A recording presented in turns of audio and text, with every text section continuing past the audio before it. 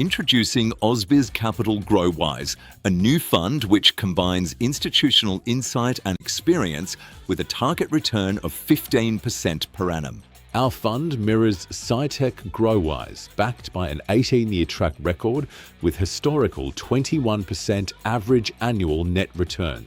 With more than $1.45 billion under management, the SciTech GrowWise Fund is led by award-winning global portfolio manager Ivan Sherman.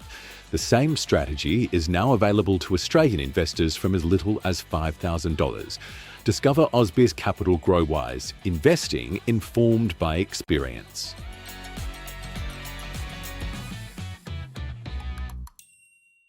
This program is brought to you by LGT Crestone, local private wealth expertise backed by the stability of a global presence.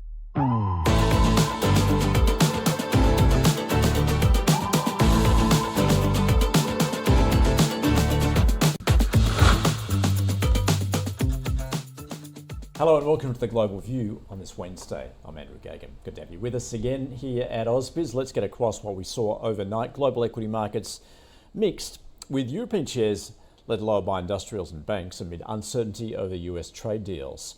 Investor sentiment on Wall Street was tempered late in the session when President Trump said he was not considering an extension of the July 9th deadline for countries to negotiate trade deals with the US. The NASDAQ snapping its six-day winning streak. Well, Tesla's shares were sold off as Chief Executive Elon Musk revived his criticism of President Trump's wide-ranging tax cut and spending bill, with the president responding by threatening to cut off the billions of dollars in government subsidies to Musk's companies. Among the other Mag 7 stocks, Apple shares gained on reports that the company is considering using AI models from Anthropic or OpenAI to power Siri. The big banks closed to record highs and revealed plans to raise their third quarter dividends after clearing the Fed's annual health check. JP Chase, the nation's largest, announcing a new $50 billion share repurchase program. And shares of US-based casino operators rose after Macau reported a rise in June gambling revenue. Well, taking a look at what's going on at a macro level, US Fed Reserve Chair Jerome Powell has reiterated that the central bank plans to wait for the impacts of tariffs on inflation before lowering rates. Speaking at a central bank gathering in Portugal, he said, "I wouldn't take any money off the table or put it directly on the table. It's going to depend on how the data evolves." And meanwhile, the White House said the United States could reach a trade deal with India, while Japan is looking unlikely. Meanwhile, US Senate Republicans have passed President Trump's tax and spending bill that would slash taxes at the expense of social safety net programs, while adding some $3.3 trillion to the national debt. The legislation now heads to the House of Representatives for possible final approval. And in the latest US data, manufacturing remained sluggish in June, with new orders subdued and prices paid for imports creeping higher, with the ISM manufacturing PMI edging higher but remaining in contraction. And job openings rose to a 4.6% rate, with the quit rate also rising to 2.1%, the highest since April last year. US Treasury yields advanced as the Fed chair reiterated the patient stance on cutting rates. The 2-year was up to 3.78%, while the 10-year was around 4.25%. And the US dollar index, little changed on the day. The Aussie is trading at 65.8 US cents, and Bitcoin has fallen back below 106,000 US dollars. Oil prices, they edged higher as investors took stock of positive demand indicators, while also treading cautiously ahead of an OPEC Plus meeting to decide the group's August output policy. Brent crude, it was up around 0.5% at $67 a barrel. Copper, little changed. Iron ore falling around 1% to $93 a tonne. And gold adding more than 1% as investors sought the safe haven after President Trump's big beautiful bill passed the Senate ahead of the July 9 deadline for trade tariffs. Spot gold at around $3,338 an ounce. Let's get more on US markets. Dave Sekera is Morningstar's Chief US Market Strategist. He joins us again now. Dave, welcome back. Great to catch up with you again for our monthly chat. Let's take a look then on what investors are focused on. And I guess I just got across some of that news, obviously, with the focus being on those trade deals with that July 9 deadline looming. Plus, of course, Donald Trump's big, beautiful bill looks as though it's going to get across the line. What are the likely effects of those particular events? Well, just here in the short term, I'm just hoping to have a quiet holiday shortened week here in the United States. Hope to take a little time off. We've got the 4th of July holiday, our U.S. Independence Day. But for now, we have the truce in the Middle East. No one really seems to be concerned right now about tariff and trade negotiations. Market largely unconcerned about second quarter earnings that are going to be coming up in mid-July. So for now, pretty quiet this week, but I think that's all going to change next week. As you mentioned, the first deadline is coming up July 9th, the tariff pause deadline for the EU, India, and Japan. We then have earnings starting mid-July with the mega banks. Now, second quarter earnings are looking pretty good. The economy has been holding in there just fine, and more companies than usual have actually been giving better guidance than negative guidance. So the real question there is going to be, is the economic momentum that we've had here in the U.S. this past quarter, really going to carry into the third quarter? Are they really going to be able to meet expectations for third quarter guidance? And then right after earnings are wrapping up, we've got the August 12th deadline with China. Now, I think those negotiations will be especially contentious. I wouldn't be surprised to see either party maybe make selective leaks to the media to try and bolster their own negotiating leverage. So I just think that over the course of the next month, there's going to be a lot of volatility in the market. And with the markets, at their highs, personally, I think now is probably a better time to be a better seller than a buyer.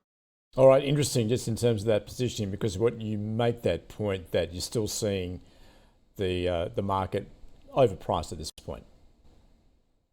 Yeah, I mean, it's not significantly overpriced. It's only trading at a 1% to 2% premium right now.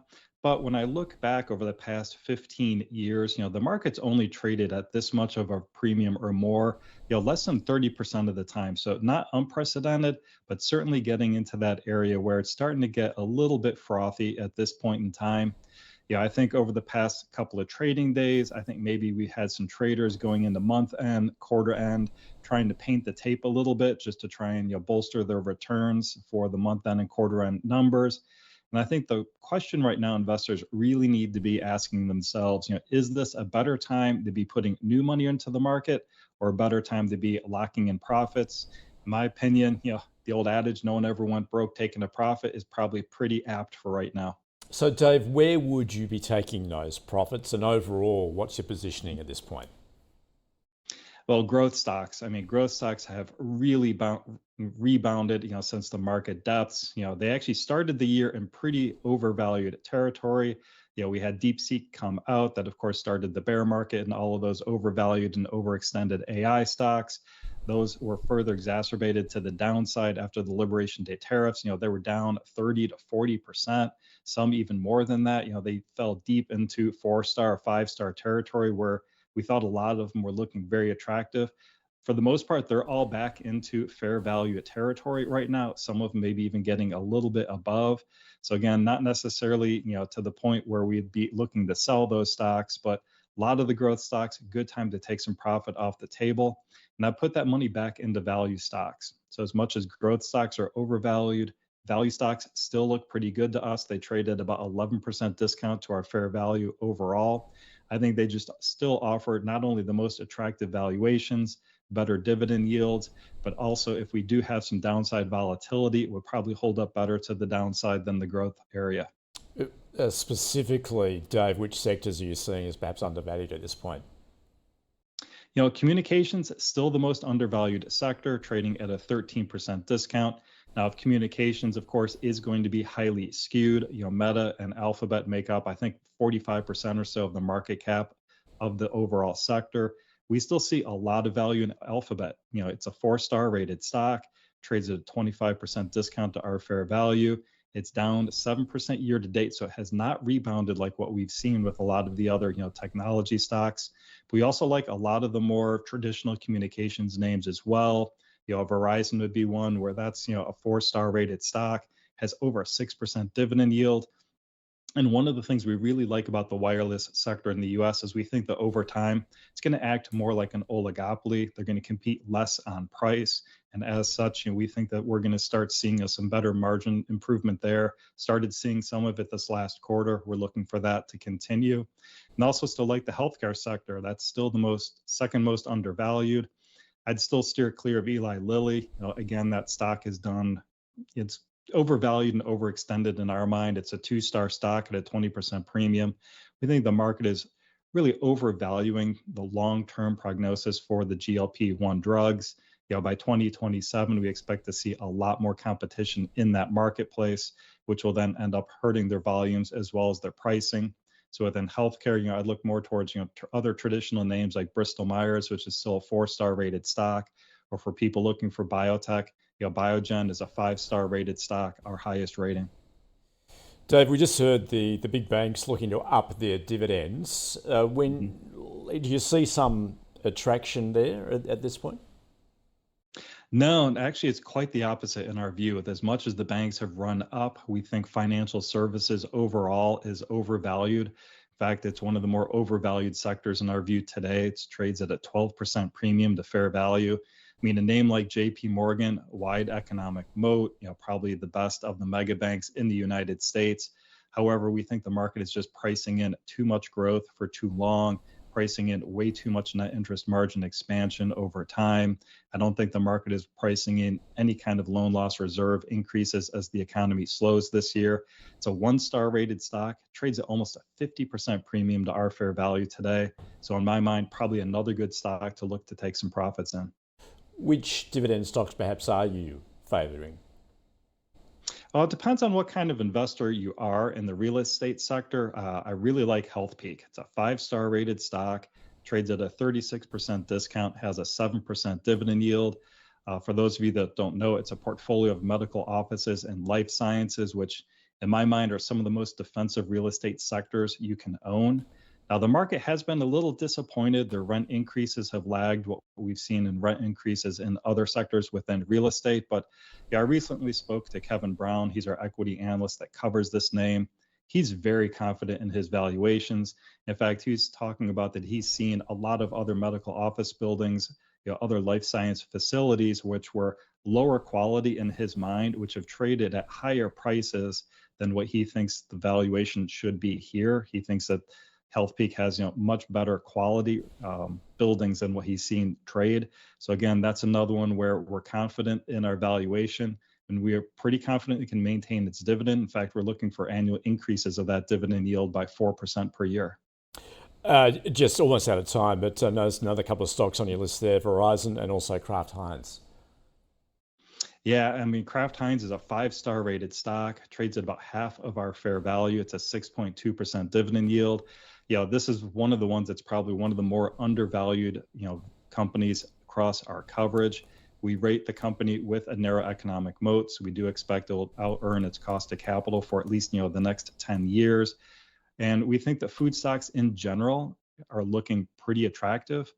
Overall within the food industry, margins have been under pressure the past couple of years. They have not been able to increase their own pricing as fast as their cost of goods sold have been going up. But as wage income finally starts coming back in the United States, we expect that they will continue to keep getting those price increases while their own inflation moderates. So we're looking for margin expansion there. The other part with the food names, especially those with large snacks businesses or dessert businesses, we think the market is overestimating the long-term impact of the GLP-1 weight loss drugs. So that's one of those names that we find very attractive in today's marketplace. Dave, terrific as always. Thanks so much for giving your perspective from Morningstar. Well, thank you. Let's return to the local market as we get ahead of the open in just a couple of minutes' time. We are expecting a positive start. Their SPY futures up around 1/5%. Stay with us. We're going to cross that in just a couple of minutes' time.